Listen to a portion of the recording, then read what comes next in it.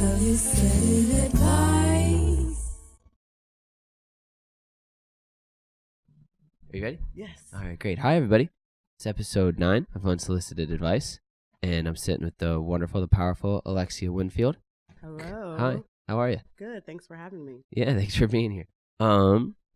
You want to give a quick bio on yourself, Alexia? Because I don't think I do it all justice if I just tried to do it. Sure. So I am the founder and creative director of the Columbus Book Project. I'm also one of the co-founders of Humans of Columbus. And I'm originally from Florida, but I moved to Columbus about 7 or 8 years ago and was challenged when I first moved here to kind of really acclimate to the city. I didn't have any family. I didn't have any friends. And as you could imagine, coming straight out of a college, everyone else here kind of already had their network and, had their group of friends. So coming into a city that you'd never been before was a little bit alarming at first. But after a couple of years of, trying to get to know the city, I was like, I'm going to move downtown. Like, that's probably the best, closest way is, proximity wise, to get closer to the city. Where'd you move? 60 East Spring Street. Okay, yeah, that is right downtown. Yeah, yeah. So lived there, and I would walk places by myself and go places by myself and meet people, meet strangers. And, and that's when I started just falling in love with the city by meeting the people, meeting the artists, going to farm to table restaurants, going to events like Urban Scrawl. And then I started accumulating a network that way. And at 60 Spring Street, they had a rooftop. And so I always had the philosophy that I didn't have to go to Brooklyn to go to a rooftop party. I didn't, I could, You could throw your own. I can throw my own, right? So that's what I did. I would throw these rooftop parties and I would have my friends invite their friends. I would, supply the food, the music and all that. And, one of my friends that I met there, her name is Mackenzie Burkhart, and she's an artist, and she does art on the side. And met her one day at one of these rooftop parties, and she said, "Hey, do you want to come to my art studio?"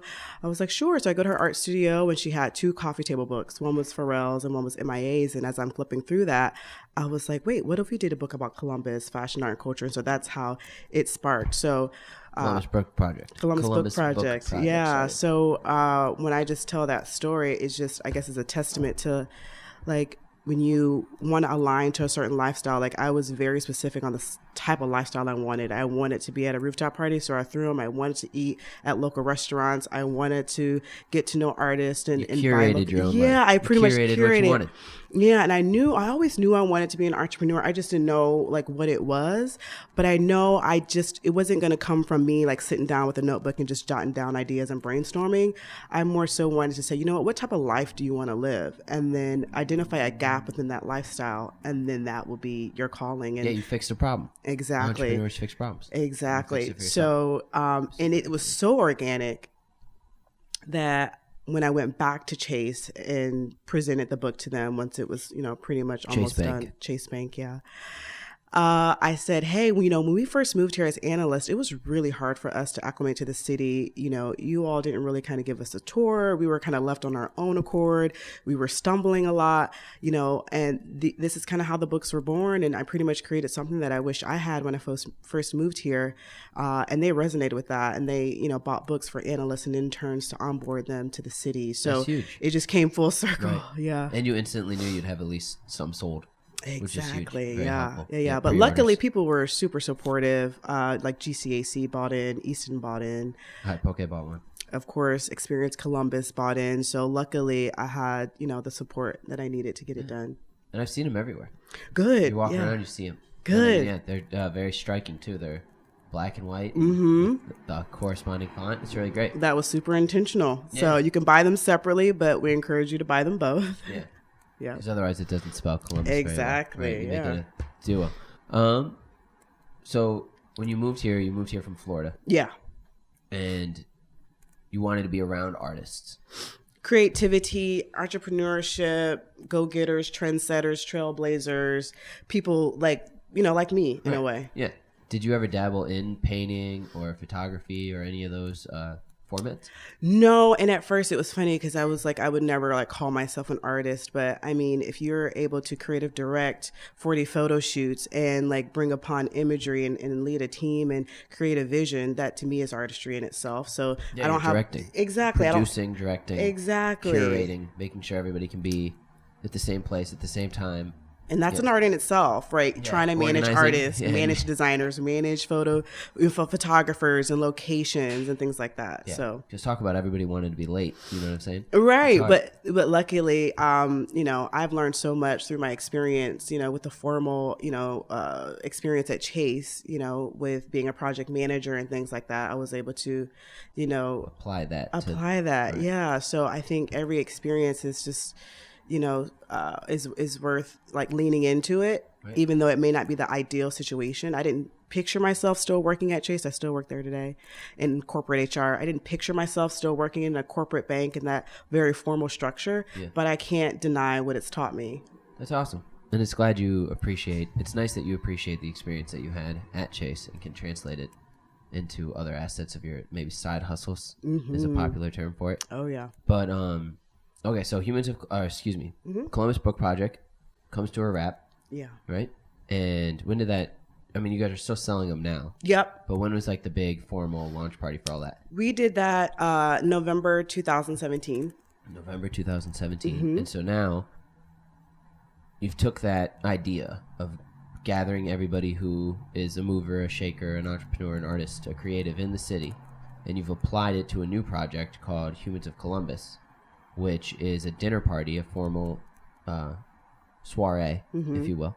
And you get kind of the same mindset, but instead of all in a book, it's a quarterly dinner. Yeah. So speak on that a little bit, Alexia. Yeah. So coming from, you know, finishing the book, self-publishing it with my team, was like 25 of us. And we, you know, celebrated, like I said, November 2017 at the Columbus Museum of Art. Were most of the 25 people the people who were on those original rooftop parties type thing? Not necessarily, but some. And I found a lot of the people that worked on the book through like Indeed.com, like finding my lead writer, finding my editor, finding designers and Instagram. So, you know, curating a team. So when we celebrated at the Columbus Museum of Art, we literally didn't want to, you know, hold back. We had 4 living room sets. We had 4 coffee tables. We had books on each coffee table. We wanted folks to be inspired to, you know, style them when they, you know, took the books home. We had Jenny's ice cream, Staff's coffee, Cameron Mitchell catered. We had life-size pages of the book. We just really wanted it to be an interactive experience. Yeah, go all out. Exactly. And so from that experience, and, you know, that was about 300 people that we hosted at that event. Following that event, the DJ at the event, DJ Pastel, and her girlfriend, Gabby, we sat together, and, you know, Kenny Javon was another person that was participating in this conversation. We said, wow, like, what do we do with this momentum? We felt so good. I mean, we were just like such on a high from like hosting that party, that event. We just wanted to continue that. And people kept saying like, is there another, you know, book project party going on? I'm like, well, you know, we're a book. We're just here to sell books, not necessarily, to host events, because that's a whole nother realm. And so as we were just like talking at the dinner table, we're like, well, why don't we, you know, start doing dinner parties? Because Pastel, alongside of DJing, she also cooks. She's a taught chef. And Gabby, you know, she loves, you know, creating ambiances and moods and things like that and sceneries. So we're like, okay, well, let's do a dinner party. Let's form this in a dinner party. You know, people be relaxed. It's not really like a networking event. This is more so we're breaking bread together. We're here to share information and resources, share ideas, create an ecosystem where us, you know, we can propel one another in our respective ideas and projects and things like that. Fields, whatever. Yeah, exactly. And curate the guest list, be super intentional, have the guest list, you know, fill out a form in order to be considered. And that's not saying that we want to just add all this layers to, you know, to folks to get, you know, invited to the dinner, but we also want to know, what is your main hustle? What is the problem you're trying to solve for others? We want to get to know the folks in the room so we can better provide an experience for you. So we did our first event in April of last year. It was about 25 people, and it was free. We just handpicked people, and we invested in ourselves and invested the idea and just said, hey, let's just see how it goes. Right. And it went really, really well. And we've been doing them ever since, and they've been growing ever since. Yeah, the next, now you guys are up to 2, you're going to do a Friday, Saturday one. Thursday, Friday. Friday one. Mm-hmm. And both the guest lists from starting at 25 are now about at 60 each, right? 45 each. So it'll be 90 guests in total. That's a lot of people. Mm-hmm. We added an additional chef. Yeah, the team's growing. Wow. All good. Yeah. Who's the other chef? Brandon. Brandon with an E, but he works at Forno, and he's an executive chef there. And I met his wife through Instagram, and she said, "Hey, I love what you guys are doing." And so we connected, and then she connected me with her husband, and then he did a rollout for us. He did like some smoked duck and some caviar and some scallops. I mean, he just like literally spoiled us one night cooking for us, and he fit right on in that same night. And Pastel was like, "Yeah, he's in. Like he's our new chef." So we're excited. Wow, that's incredible. So with that growth and that momentum, and then you guys are doing that once a quarter, do you guys have? Well, here I'm gonna jump back. Yeah. So. When did you, how old were you when you moved to Columbus? If you don't mind me asking. No, you're fine. I recently graduated from college. What year did you graduate from college? That was 2009. Okay, cool. And then you lived in Florida your whole life before that. So I lived in Atlanta for a little bit, but yeah. Okay, so what was growing up? Where did you live first, Atlanta or Florida? Florida. Okay. What was growing up in Florida like? Because you obviously have such a creative and such a organizational and a passion for all this. Was that always with you, or is that something you got to find when you moved to Columbus? I think that was always with me. Florida is where I grew up, specifically in Kissimmee. It's a very tourist town. Yeah. So it's a very like a melting pot of a lot of things, which I think kind of lends to like my current perspective of just being so open and like seeking inspiration from different places and different backgrounds. And so, like I said, Kissimmee is such a tourist town, and it's very Hispanic populated. And, so just growing up with like people from different backgrounds and different cultures, I just like was always, it helps. When everybody's, it helps. Yeah.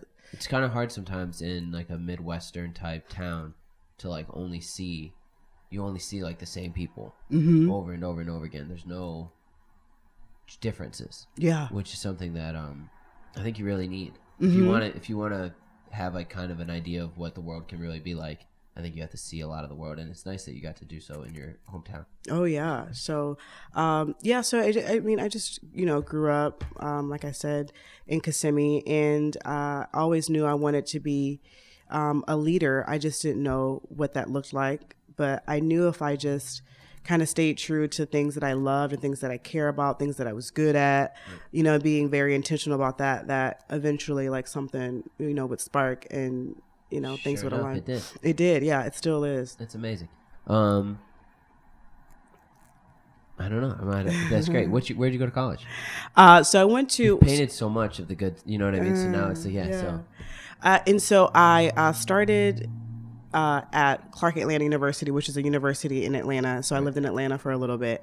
That was a private school. It was a lot of money. And I was just like, I don't know if I want to commit to this for 4 years. Right. So then I moved back to Florida, and I finished at Florida A&M University. Nice. And took some classes at FSU as well. Took Chinese randomly because I thought, I changed my major when I went back to Florida and said I want to do business finance. Right. Started out, when I lived in Atlanta, I started with brand management. I wanted to be a brand director, and which is funny because I feel like that's kind of what I do now, right? It's like, it all comes full circle. But so I started when I went back to Florida, studied business finance, got my degree in business finance. I thought, all right, I'm going to work for a bank. Got recruited to work for a bank. I thought, I'm going to be a CFO. Okay. Yep. CFO. Yep. Just had it all figured out. And then I got first day at work. I'm in my cubicle and I'm just like, I don't know if I can commit to this. It's just like, even, that type of environment for a creative is very, it can be stifling because like I said, I want to seek inspiration from like walking down the street and like meeting a stranger. You can't do, what I mean? You're so isolated and you're so like tied to your chair. And I was just like, I don't know if this is the type of lifestyle that I want for myself. So you work remote a lot? I wouldn't say a lot. They allow me to work about a day and a half a week. So I try to like manage that appropriately, but it's hard because like I said, there's so many things I want to do outside of work. And luckily, they allow me to be flexible. Yeah, it's happening again. I got it. I'll fix it. Sorry about that. You're good.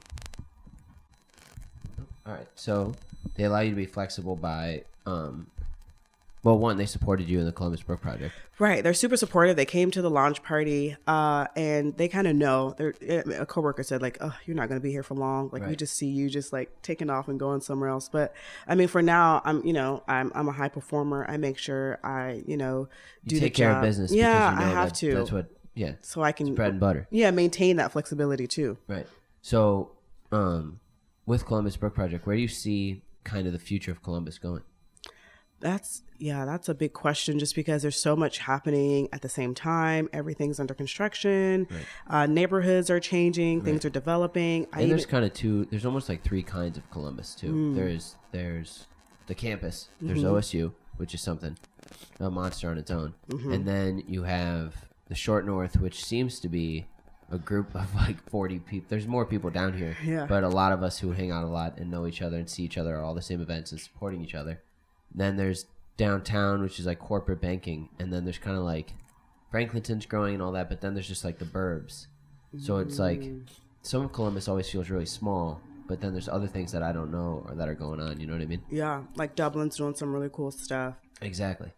But all you hear about is Franklinton right now, but Dublin's coming up. It's fascinating, because I think there's obviously physical things that you can see, buildings coming up, buildings coming down, high rises. But I think more importantly too, I think mentally, like, I don't know if you noticed it, but I do see people more so trying to align to like what their passion is, and like aligning with the right people, collaborating. It's a very entrepreneurial city. It's an entrepreneurial spirit that's happening. Artists are getting management, which I love. Working on the Columbus Book Project, I noticed that when it came to artists, because we have artistry throughout the book, so we handpicked at least 50 artists to be featured in the book.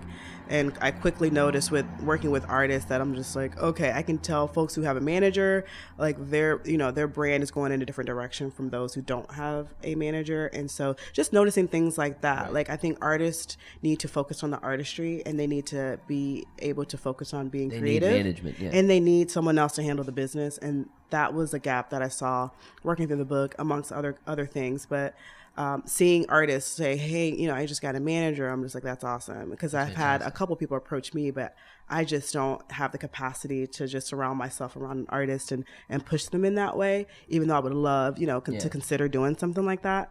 But that's why we build platforms. And I tell them that, like, I'm building a platform for, your potential artistry to kind of flow through. Right. And to maybe get a look at management in the future. Exactly, right. Yeah. And I do feel that it's important for an artist to have a manager, just because, like, working here at Presco, you'll see, like $50 for a shoot, and it's like, no, $100. And then you need somebody to kind of push you in that direction, because a lot of times I feel artists they either feel like their work is priceless, or like, you're paying me to shoot, I'll do this for free. I'll take $50 and like a bar tab, when really it should be like $250 and, like branding rights or something like that. You know what I mean?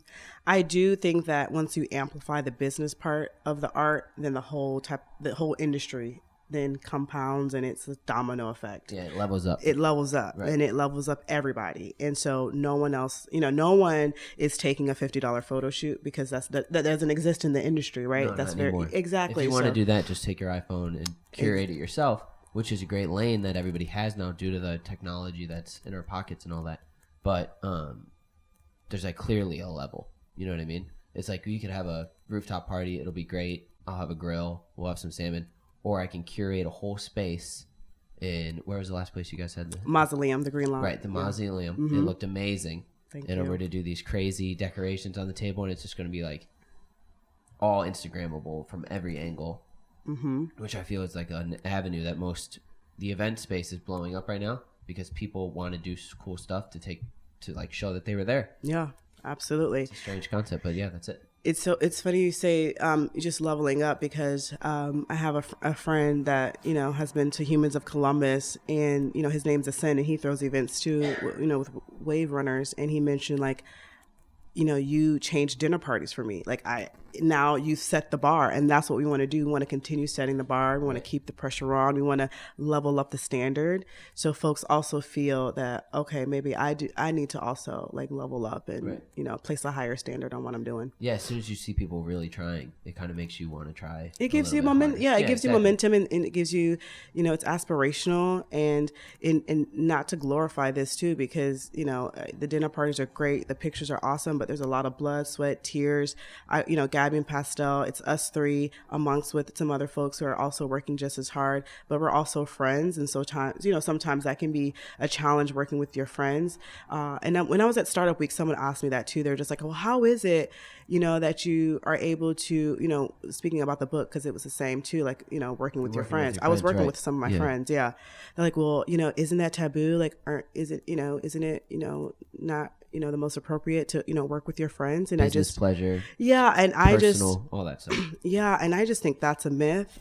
I think it's the most fun to work with. It's the most fun. I mean, that's the type of lifestyle I want to live, where I can work with my friends. When we go out, we talk about work, and then we're also out having a good time. I mean, it's like it's perfect. You can't even tell what's work and play. Right. You know what I mean? Because we're doing the both at the same time. That means you're both. I think it's because you're aligning. So for an example, I tried to start a coffee company with my friends. Mm-hmm. There's romance to that. It's fun. It's great, but it wasn't either of our passions. Right? We just wanted to do something and kind of make maybe a little bit of money, do this, that, and the other. And there was already instant like gaps and things, design-wise, everything. But when it's a creative space and it's a very cooperative space and there's a lot of melting pot of an idea, it really just becomes so much fun. Mm-hmm. Like, I love going out and talking about work. Yeah. I used to hate it, but now I like it. It's fun. Yeah, because it's fun work. The work's fun. Exactly. You believe in it. And that's why I encourage people, if you do, want to be an entrepreneur, if you want to like start something, like look at your lifestyle, because I know I want to work for a business with a business that fits my lifestyle. So that's what we've been doing, and we're learning as we grow. And, we're building the ship while we're on it, is what we like to say, but that's okay. Sometimes that's the best way to learn, and we'll just figure it out as we go. And the great thing though, with working on the book and then doing Humans of Columbus, we were able to turn around that first event in April. So the launch party was in November, and we had our first HOC in April. We were able to 5 months. Probably, yeah, right? We were able to turn around that fast because I've already been through a lot working on the book. And so taking all those learnings and being able to be like, all right, well, let's, avoid X, Y, and Z. Let's focus on A, B, and C. Right. And then boom, here we are. Yeah. So, yeah. That's amazing. So if you were to give maybe an advice, since you're a person who, now that I think of it, you might be the first person I've had who moved to Columbus, other than myself, on the podcast. What is some things that you would tell people if they're new to Columbus? Because a lot of people, I've worked at restaurants near the hotels, and a lot of people think this is just a flyover state. Of course. Or a flyover city. And that it's really not. There's amazing things happening. There's art everywhere. I like to think of like Columbus as like the next Austin, Texas. I think we're going to blow up in a similar fashion. But what are some pointers you'd give to somebody who just moved to Columbus?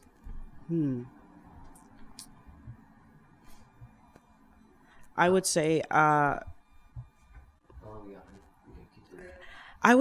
first identify like what you enjoy and try to find it here. I mean, whether you're into gaming, there's a huge gaming community here. I mean, there's just so many different things that you're into. I would say like find out what that is and try to align with people who are into the same things as you. Are you a gamer? No, I'm not, but I can appreciate, a game or two. It's a blowing up it's a blowing, it's blowing up.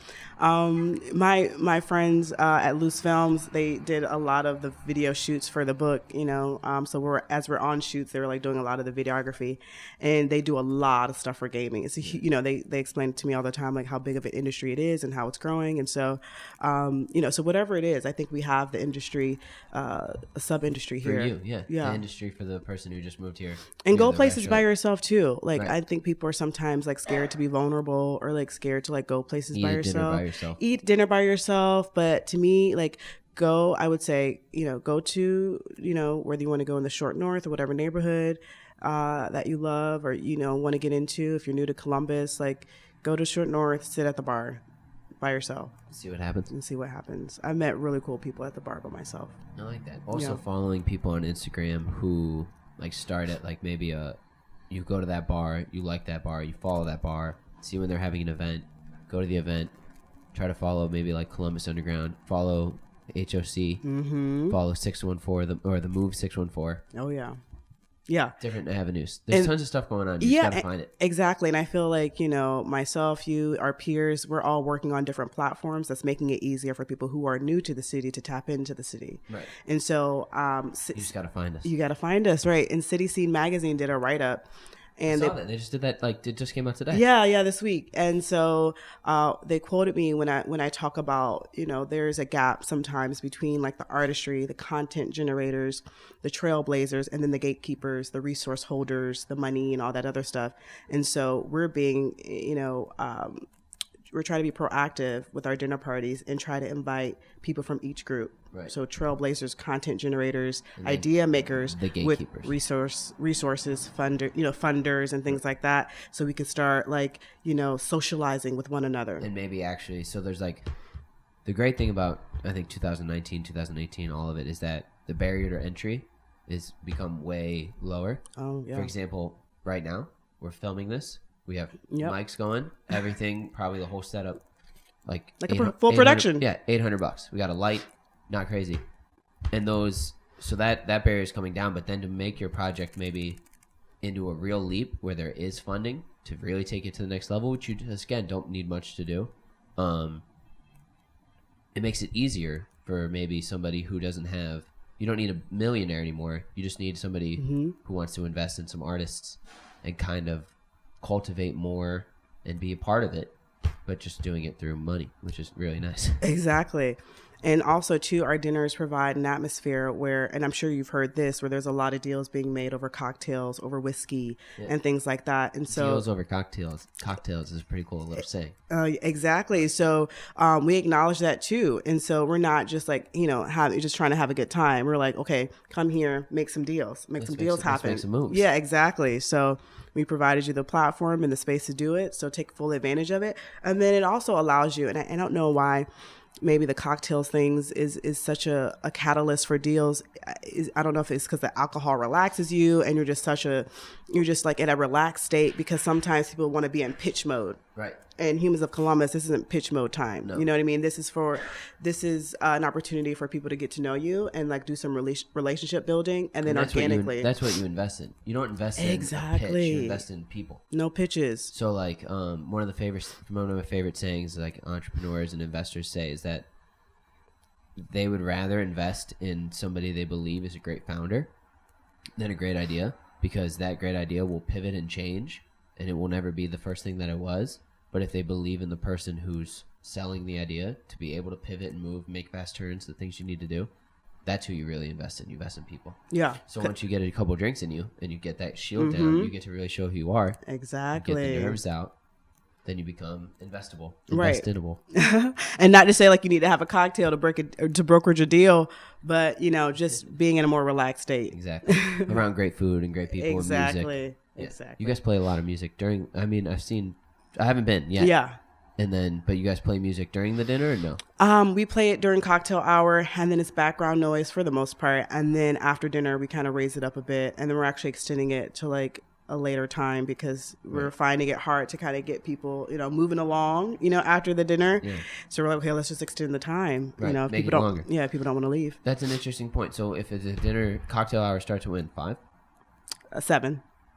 And then dinner is served at 8? 8:30, yeah. And now you guys extended to what, 11? 12, possibly 1. Yeah. Look at that. We're thinking about that. Yeah. In the HOC After Dark. I love that. Yeah, exactly.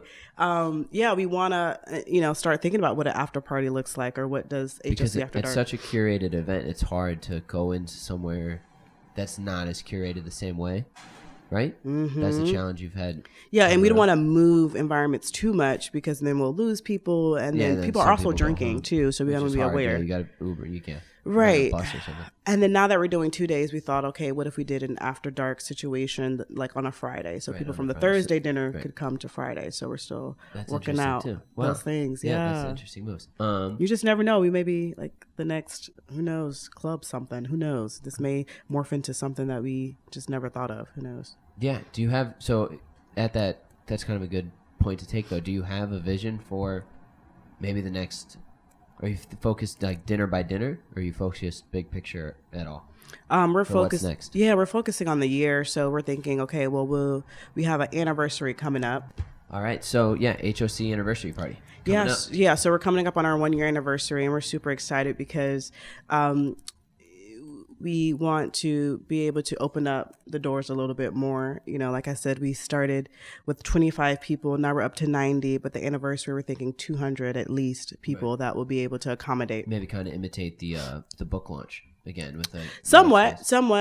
We're thinking outside, you know, we're thinking something outside. We're thinking, so I've been doing a lot of festival research, not to say we want it to be a festival, but just like looking at different experiences, different activations. You know, we just, you know, toying around with different ideas, and we're all about like themes and concepts and like trying to not only like provide folks with a meal, but also like mentally, like what can they walk away with? Right. And so, you know, we've been doing a lot of research on that end. And so we want to, you know, just celebrate the year with folks who've been following us. So much back work, so much work. The 90, it's like the iceberg, you know what I mean? You only see 10% of the iceberg, the 90% is under the water. Oh, yeah. And you've illustrated how much research, how much timing and effort goes into all this and how curated and wonderful it is. What are some of the things that you do entrepreneurially that maybe some people could take away from that? Like, how do you stay so organized? How do you set up all this? Yeah. Well, I would say it takes a team, first off, like being able to delegate. Like when we first started HOC, I was manning the social media, and then I met a girl named Sid who works at the WEX, and she actually manages their social media and a couple other accounts. And so I met her because she wanted me to do a WEX feature on an exhibit. And she also mentioned to me like, hey, if you wanted me to, you know, manage the HOC, the social media, it took me a few weeks, but I was just like, why am I stalling on this? Like, she absolutely needs to be a part.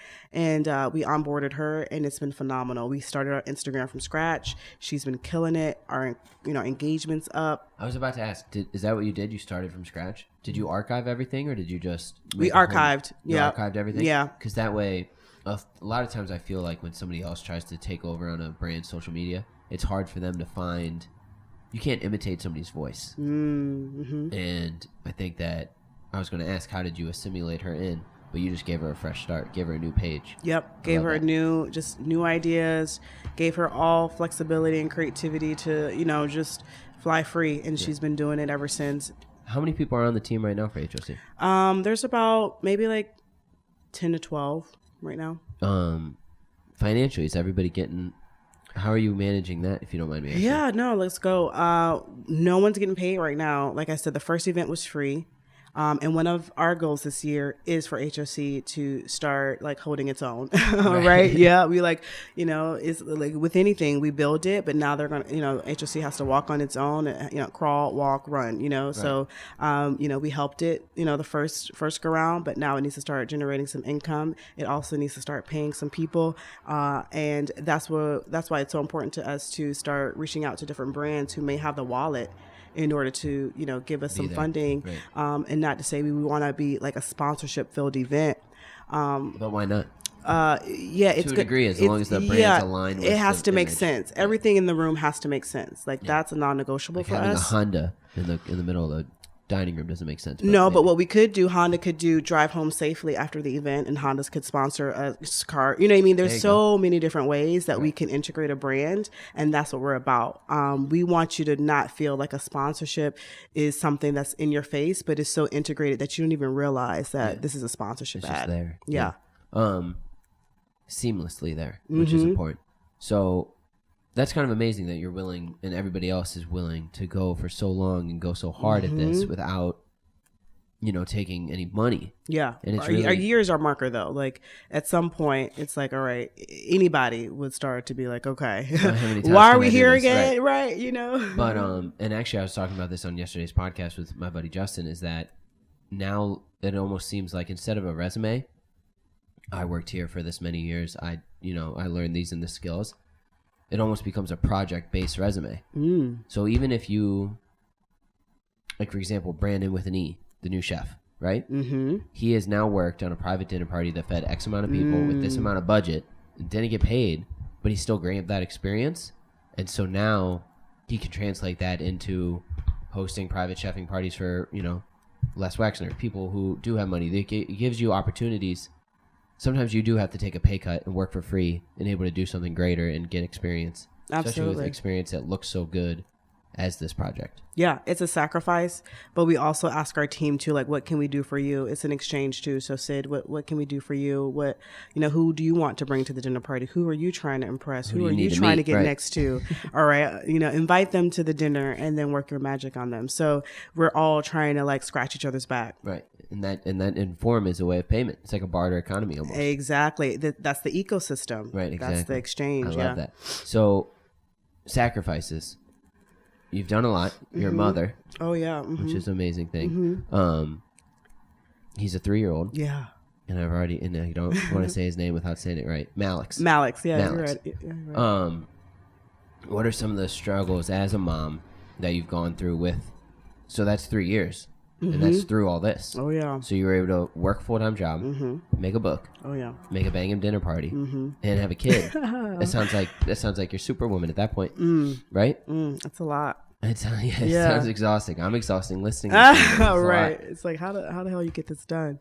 And I'm like trying to lose another 20 pounds. You know what I mean? It's just so many things. I gotta eat clean. Right. I gotta eat clean. Skincare. Right. Regiments and get enough sleep. I don't have it all the way figured out, but right now I have a system that works. I got folks who help me with my son. So obviously his father's like super involved. And then he has, we don't have family here, but we have friends that became family that support and help. And they also know kind of what I'm striving towards. And so they will pitch in, to watch him and help me out with him. So that's really helpful. But for him, I want him to also see from me, like I'm also living my dream. I'm also pursuing my dream. I want to set him up in a way where he has opportunity to flourish and be whoever he wants to be. And then I can provide him resources and different access to different things that I didn't have. Exactly. You know what I mean? So when I, did the book, I didn't have the money, right? I mean, I took some money out of my 401k. Luckily, I, stashed some away. So I was able to pull from that, do a Kickstarter and do all these other things. But by the time he gets to an age, I can be an investor or I can help. Hopefully you're able to help him out and give him right. And then to me, I want to invest too in ideas. So it's like we're both, winning at that moment. And even at 3 years old, like he knows like books, like he knows when he sees them, those are like mommy's books. You know what I mean? That's amazing. Yeah. And so he's already learning without even knowing like, what it takes to, yesterday or not yesterday on Sunday when I came to meet you, he was, we met at 400 West Rich and, he was in front of the camera. Yeah. Hanging out, making jokes, holding court in a room full of... not shy. Yeah, no, not at all. Yeah. Saying hi to everybody. Yeah. Luckily, he is like a social butterfly in that way. I think he kind of gets that from me. No surprise. Yeah, there. But yeah, I try to put him in spaces like...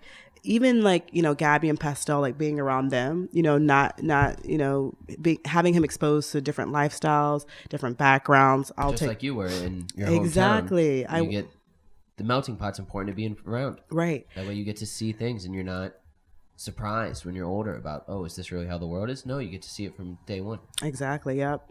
I'll take him to the hair salon, meet my hairstylist, hair Da Vinci. So he's just, he just knows like your hairstylist's name is Hair Da Vinci. Hair Da Vinci. Yeah. That's powerful. Yeah. She's super talented, super creative. Yeah. So I like taking him, to these different spaces so he can kind of see different things. See the world. Yeah. Be exposed to different things. Right. And then when you have ideas and you have a product or a service, no matter what you is, right, you want adoption, you want people to like tap into whatever you're working in. Right. Having a perspective of so many different backgrounds and what people want and what people need and what people have access to and what people don't have access to, what would be confusing, just having that like worldly perspective, will help you craft and develop, whatever that you're working on. So no, I couldn't agree more. Yeah, I really couldn't agree more. When I was a little kid, my grandfather's best friend was Chinese, first gen. Like he had just moved to here to open a restaurant, and a real unlikely friendship.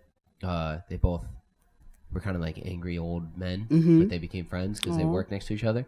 And I took just a fascination with it all, and I got invited to like Chinese New Year's dinners with the people. They would cook me things that weren't on the menu.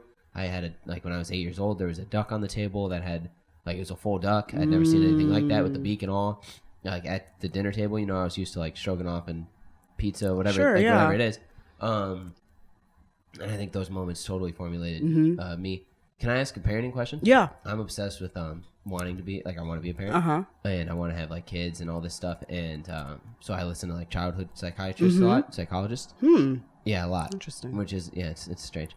How do you deal with like not helicopter parenting, but like do you allow Malix? He's only 3. Yep. But like, would you allow Malix to like walk home from school when he becomes like 8 years old? Probably. Yeah. It depends on his maturity level. I think, That's a great answer. Yeah. It depends on if he can handle it. Yeah. You'd be able to see if he can handle it or not. That's a very good answer. Exactly. Because I mean, even at 3, I'm having conversations, I feel like with a teenager, like we're working things out. I'm explaining why I'm saying no. Like, I want to communicate with him. I also want, him to be able to make some decisions just to kind of see like what can he handle, you know what I mean? So, it would depend on his maturity level. And kind of back to your example too about like the Chinese New Year, I think right now I don't have the means to take Malix, traveling around the world, but what I can do is introduce him to people from different backgrounds and having him be exposed to, like you said, different foods and different, and that in a way is traveling, within your means because you're not able to physically go, off to a different country. But if you have people around you from different cultures, they can expose you to that culture. The limit. Yeah, exactly. And sometimes, honestly, I think that is, almost a better lane because if you go to, for example, like my parents did an amazing job of taking me places and doing all these things for me, but I remember like for a lot of spring breaks, like around Mother's Day, everybody would be at like Hilton Head, you know what I mean, like all the kids in my school, and we wouldn't be at Hilton Head, we'd be home. But on Mother's Day, on Martin Luther King Day, on those days we went to the museum with my grandma, my mom, and my aunt, and we'd walk around and we'd go to the gospel choir, we'd do all that, and then we'd go to each exhibit, and we wouldn't read the things, we would just guess what it meant, what it sees to us, and then we'd read it, and then we'd, hang out with Michael from the Chinese restaurant, and I think, because if you went to, for example, like Hilton Head or maybe somewhere else in the world, you get to go to the museums and everything, but you don't get to really talk to anybody. You don't really get to try to communicate, unless you're there for a while. I don't know how you travel, but like, I don't know, going to the Louvre is something that I'd want to do. I've never done that. I've never been to Europe or anything like that. But I'd almost rather be in a room with, I don't know, like a guy who opened a Chinese restaurant who just moved here and talk to him. Yeah, for sure. Or talk to, Da Vinci and see his life story. And it's harder to do that, I feel, in a foreign land versus here. Yeah, absolutely. There are so many people, too, from different backgrounds. There's so many headquarters here, as far as like Chase is a huge, Columbus is a huge hub for JP Morgan. You have Honda, you have Samoan culture. Culture. You got Nationwide, you got Huntington, we can name them all. You have a good Ethiopian culture. Exactly. A lot of people here. Limited brands. And so all these big headquarters also bring in different talents and people from different backgrounds too. So there are people here that, it's not just all white Ohio State kids. Exactly. Right. There's so many people here, but it's about getting those people and pulling them in and keeping them in and being able to kind of articulate the value of them coming out. And giving them a resource like the Columbus Book Project, because I worked at Easton for a little bit, and somebody transfers to Columbus to get a job at Chase or Huntington or L Brands, and they don't know where to move, so they move by the mall. Which nothing's going on. I moved to Polaris. Exactly. You moved to Polaris, and there's nothing going on out there, and you're just like, where am I? Like, where's the kid? Like, where are the people my age? What's happening? Exactly. Right. Where's the nightlife? You want to groove. Yeah. So I would try to oftentimes be a tour guide to people. I'd be like, well, you got to go down here, go hang out in the Shore North. I know it's going to be a shitty Uber for you,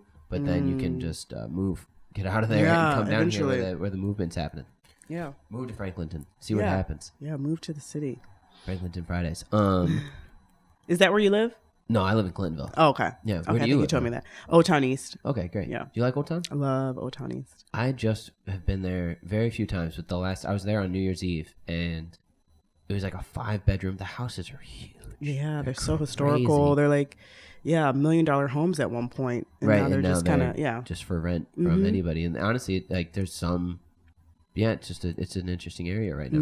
Yeah, it's on the come up. Yeah, I'm excited. Yeah, that's great. So what are some of the things so we touched on the parenting a little bit, but what are some of the things you do to stay organized and not let it all, the chaos take over? Anti-chaos methods. Well, I mentioned this to you offline, and I think this is so important. Like, this is like the foundation to like anything, in my opinion, when it comes to like personal work, what have you. It's self-awareness and self-management, like being able to acknowledge things that you have shortcomings, right? We're all not perfect, right? And being able to identify those, and then be able to identify people who hold those strengths. So then you can either learn from them, or you can insert them into your lifestyle in order for them to help you with those things. So, like, you almost have to like be an architect of your life, right? Yeah. Who are your board of directors? Who do you have? Like, if you have a finance question, if you're trying to raise money, like, who do you go to for those questions? Like, having a support system, being able to have an accountability partner. So someone who's close to you, be like, hey, Alexia, Keeping you on your shit. Hey, you had that crush list. Where are you with that crush list? And like being able to have that self-awareness to know, like, oh, I need an accountability partner, because I can be a procrastinator. Who is your accountability partner? I love that term. I have a couple, and I can't even take credit for that. My friend Kevin Black asked me to be his accountability partner a couple years ago. But I have a couple. Pastel, who's one of the co-founders of Humans of Columbus, and she will give it to me raw, whether I like it or not, which is good, because that's what I need to grow. Right. I need someone to kind of give me the tough feedback. Cut away everything else. And not be afraid. Yeah, not be afraid to, and like, don't hold back, because you're doing me a disservice, right? She's like, if anything, she's doing you a service. Exactly. And I think some people transparent with you. Yeah, I think some people struggle with feedback. They're just like, oh, I don't want to tell this person, even like, oh, they have something in their hair, to like, oh, a lot of people struggle with receiving feedback too. And that too. So it's giving and receiving. And I feel like, there's a concept that a friend was telling me about, radical honesty. Like, trying to tap into that, so you could shy away from, holding back, giving and receiving feedback, like just being super honest, so you can, we can live in a world where people can be honest and receive honesty, right, and move forward healthy, you know? Especially if you're trying to create something, I think that like, you have to know, oh, don't do that. That's dumb. Yeah. If the beat's off, tell the engineer the beat's off, the song's not right, And I think I learned that from like the Columbus Book Project. We had 40 photo shoots, and I had to tell models, I had to direct them, part your lips, relax, change that. That looks weird. You know what I mean? Like, at first I was like, oh, I don't want to have to tell, but at the end, like at the 5th photo shoot, I'm like, these pictures have to turn out right. Like, I'm not doing, you know what I mean? Like, I can't do this again. I can't do this again. Right. So I had to be in there, and I had to tell them, like, some criticism or some feedback or what have you. And so that just taught me, with anything, whether it's a photo shoot or like real life, before you go down too far, like, have someone, give you some feedback, so you don't go off on a direction that's not productive for you, Right. That's amazing. Yeah. So with your accountability partners, and so like, how many meetings, for example, meetings a week do you guys have or a month or a quarter for HOC? So we have a meeting every other week, and I like to keep it every other week. We thought, okay, do we need every week? And I'm just like, Seems pointless. Yeah, I just don't want to get into the, meeting. Right. I'd rather us touch base every 2 weeks, and then you guys can meet in silos or smaller groups in between to work on different things. Because sometimes it's hard to meet as a group, and then people are chiming in, and it kind of gets a little like off topic. So how long are those meetings usually? About a couple hours and a half. Up to 3. Yeah, so they're longer, but it's only one night every 2 weeks, and then we write everything down. So we live by a Google Drive. So I'm the type of person too, and I think this is that project management in me, where I have to have a process. So even a system, like, I'm all about a system, because like, even Brandon, I'm onboarding Brandon, the new chef. Like, all right, like, what does he need to be successful? I want to make sure he has those things. So here's our Google Docs, here's all the onboarding process. Like, I like to have the back of the house just as clean and organized and welcoming as the front of the house. Right, which is amazing. Yeah. When you're onboarding somebody, how many new people have you brought onto the team over the course of, since almost a year now? Oh, wow. Well, it first started with me, Gabby, and Pastel, and then the chefs. 3. Yeah. So now you're up to 12. Yeah. So we have a social media person, we have ops person, we have a project manager, and so we have more chefs. Then we're going to onboard another style director potentially. Right. And then we need a volunteer coordinator, because now we need staff to help us with these 2 nights. You know what I mean? So you can see it's kind of like, you need service now. Yeah, exactly. Yeah. But those systems help. You know? What is one of the things about onboarding that you find, this is very like entrepreneurial and everything, is hiring. You're hiring somebody. Oh yeah, the talent. What is some of the things that you run into that are issues, and what are some of the solutions that you have for making sure that Because when you bring on somebody new, it's like you have to rewrite the book, or you have to at least write a book. You have to write a system for them to do things, because a lot of times in this entrepreneurial spirit, we're all left at the tip of the spear. Yeah. But when you're trying to build backwards, it's hard to think of it that way. You know what I mean? Right. Whereas if you get a job at Chase, here's your job description. Here's what you do. Here's the people who did it before you. You have a layout. And I will say they don't get it right either. No, they don't. Right. And that's what we primarily do in my work is we, focus on culture. And you think, At Chase? These big corporations, they make all this money, but they still struggle with culture and onboarding and providing, hiring. hiring. The hardest thing. It's like talent acquisition and finding the right talent and onboarding, and that takes resources and time. But I would say that, I feel like, through the Columbus Book Project and now this, I've onboarded so many people, and, I know right away, and I can read people, whether it's are they really committed? Right. Are they going to have 1 foot in, 1 foot out? And just being able to have an honest conversation right off the bat about like the commitment level, how many hours a week we're working and what this is going to take, and no hard feelings if this is more, I have a meeting on Friday to talk to someone about social media, adding someone to the social media team. Wow. Just because social media now is just like your website, it's your portfolio, it's how people sign up for whatever. Card. Yeah, it's everything. It's like the epicenter of your business. And so I want to beef that up to make sure that we're not missing the mark. Right. And so onboarding people and trying to find out what they love and what they're passionate about, because and seeing how you can integrate it in. and how we can integrate it in, and then pick their brain too about like what ideas they have, because Steve Jobs said this quote that I'll never forget. He said, "I hire people so they can tell me what to do." And that's the type of talent that I want on my team. Amazing. Yeah, I like that. And as somebody who's more of a director, because you're directing, you're not cooking, you're not taking the pictures, you're not doing, you're just making it all happen. You're cultivating, you're producing. It takes a certain mindset, and it's my mindset that I've always admired, because I felt like I just loved being around creatives, and it's something that I thought I could do. Like, I'm listening. I want to reference a book in a second. Oh, great. Do you read a lot? No, I want to read more. I'm more of a podcaster. Yeah. What are your favorite podcasts? It depends. Are we talking like so entertainment wise? Like I love The Read. I don't know if you've heard about that. I haven't. That's really good. Brilliant Idiots. Brilliant Idiots. I've heard of. I like that one. What is The Read? So The Read. So it's, like I said, mostly entertainment based, and they kind of just talk about obviously hot topics, things that are going on in the culture, but they candidly talk about like things, and they call it The Read because at the end they'll like pick a specific moment and read that whole situation, whether it's like something personally that happened in their life or something that happened in the entertainment industry, and they'll just kind of read them for filth, like, okay, this is what, just like let them have it. But Impact Theory is a good one. That I love when you if you're more so talking about like entrepreneurial things. Right. How I Built This, love that. I learned a lot. Cool. Yeah, I learned a lot from that one. That's Reid Hoffman's, right? NPR. NPR? Yeah. Okay. Yeah, so yeah, I love, listening and having things in my ear. So I'm more of a podcaster. Books on tape too? No, but someone said like, why don't you if you like podcasts, then why don't you do audiobooks? And I do a lot of audio. I do a lot of podcasts, but I do a lot of audiobooks too. Yeah, hold on. I'm having a break. I'm sorry, did I throw you off? A little bit. No, pull up my phone. The sinuses also is not great. It's sick. It's the weather that's going around. Yeah, all of a sudden it was like 60 yesterday, and now it's all of a sudden snowing here. Bipolar weather. Crazy. Yeah, it's Ohio. It's the Ohio thing. I like that you're not an avid reader, but you're trying to figure out a book. Who's the book by? And that's what I'm so upset because I mentioned this book in my talk at Startup Week, and now I'm just like, don't even like.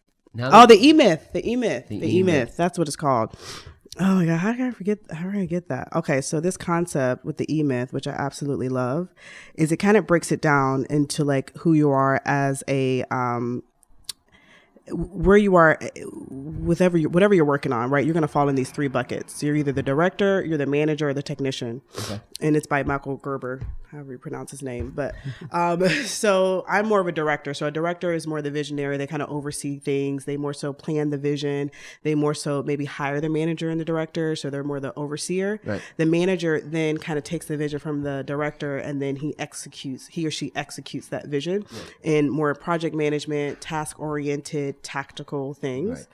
And you can have a manager in each kind of division. Yeah. A manager of social media, a manager exactly. of, And then the technician is the person that executes that. So whether they're the photographer or however you want to do, they actually are building, they are the person that are like touching the tools or whatever to actually execute the vision, and then managed by the manager. So, you either fall in those three buckets. And what the book kind of talks about is that sometimes the technician thinks that they're the manager or the director, and they sometimes fail because they either need to hire or involve a manager or director and just stay in that technician lane, and vice versa. It's like a startup person hiring a person who's the founder, hiring a CEO, hiring a CFO, instead of trying to wear all the hats at once. Exactly. And so realizing in self-awareness of, this is my lane, this is where I strive, I need help, I need to delegate, I need to bring on some people on board. Yeah. Yeah, and it seems like you've been very successful at doing that. Yeah, so far so good. And I think that's one of my skill sets too, is being able to identify talent and bringing them on board, and then furthering the vision. I love that. Yeah. When you speak to culture, and you've said it a couple times, like he's speaking on the culture, if you had to give a quick definition, could kind of maybe almost, I don't want to sign us off with, but if you had to talk about culture for a second, what would you say are some of the things going on, or the definition of, if you wanted to? Well, how do we find it in like corporate America is that like culture is like what people do when people aren't looking. Right. So that's more like a formal definition. But when people aren't looking. Yeah, that's what people do. Americans. Yeah. What do people do when, no one's looking? That's like how we define culture there. But to me, it's just like the way of life, like lifestyle. And because you've done a lot of lifestyle curation. Yeah. You've really tried to build your own funnel for, this is what I want out of my life, and now I'm going to try to put the pieces together. And it's so strange because I have people outside of Columbus ask me like, where do you live again? Like, are you still in Columbus? Like, where are you? Like, they're just like, wow, your city's a vibe. You're doing all these cool things. How is this possible? Yeah, they're like, wait, should I come to Columbus? And I think people kind of also think that these other big cities, which they're great, obviously, the LAs, the coastal cities, the New York, obviously, I would not take anything away from them. They have huge industries and things like that. But also people can create moments, and they can create different experiences between peers that make other peers in other cities like, I don't know where that is, but I want to tap into that. Like I want to be there. And so, we're also looking to take this and, doing a Humans of Columbus meets New York, right? Potentially going and, networking across, outside of Ohio, because like I mentioned before, there are industries or bigger industries that aren't necessarily here. Yeah. And I'm the type of person that I just want to keep going further and just keep going further. In order to do that, HOC in every city by 2020 or 20, hey, I guess that's next year, so maybe 2025. Speak that to existence. But my friend Ari said you need to find other Alexias in other cities, and I'm like, you're right. You know what I mean? It's huge. That's a huge realization. That's exactly. So I'm like, all right, that's on my crush list. Find more Alexias in other cities. So yeah, that's the plan. Yeah, expansion. And you just go about doing that through networking and meeting people and all that. Mm-hmm. You suggested a book, and I'm going to suggest a book to you. It's called The Culture Code. Okay. It is just a book on amazing cultures. They talk about the founder of Zappos. They talk about diamond thieves. They talk about like scientists and NASA and engineers and all these amazing people that have done amazing things, like the diamond thieves who they call themselves the Pink Panthers, and they stole the best, you know what I mean? And nobody knows who they are. They're still anonymous till this day. Pretty effective. Very much so, yeah. Yeah. And the founder of Zappos, my favorite quote about him is that he is the first billionaire that anybody's ever seen move furniture, because he'll be in the middle of a party and he'll be like, this isn't right. And he'll move the furniture around during the party to better create flow so people can better navigate to speak to each other. Every little thing matters. The details. Yeah, it really does. Yeah, especially layout and everything. That's why my dad actually just got a job, and he has cubicles. He doesn't work in a cubicle, but he has the cubicles like in and out in the office space. And I told him, like, can you give me a tour? I said we should just come in here and take all these off. Yeah. And just be able to talk to each other. Wouldn't that be crazy? Instead of being in like your own little study nook. Right. And then the offices on the outskirts, right? Let's get rid of those and bring those people in. The middle, yeah, so they can know what the hell's going on. Exactly. Yeah. And vice versa. Well, is there anything that you'd like to maybe tell the people as we sign off here? Because we're about to run out of camera space. Of course, yeah. Follow me on Instagram, Alexia, at Lexia. Also follow Humans of Columbus, humans.of.columbus. Where can people sign up to be part of the amazing dinner that is? Yeah, HOC? humansofcolumbus.com or humansofcolumbus.org. Either way will get you there. You click join us for dinner. You fill out a short form because we want to get to know who you are. Right. And then we'll, review. We review everyone who submits information and we randomly draw and we'll send you an invite or we'll let you know you're on the waiting list. So Wonderful. Either way, yeah, you'll hear from us. That's amazing. Yeah. Are you on Facebook or are you on LinkedIn? Yeah, too? Facebook, Alexia Windfield, LinkedIn. LinkedIn's a gem. I feel like people LinkedIn is the sleep on secret. LinkedIn. Yeah, Yeah. I love LinkedIn. I'm always posting on LinkedIn. So do I. Yeah. I'm posting every one of these on LinkedIn. actually. Nice. you Yeah, got I'll to. repost for sure. Thank you. Alexia Windfield on all platforms. All right. Well, thank you, everybody. I hope you enjoyed, and we'll see you tomorrow. Thank you. Bye-bye. I'm not always right. I'm only trying to be nice with my unsolicited advice.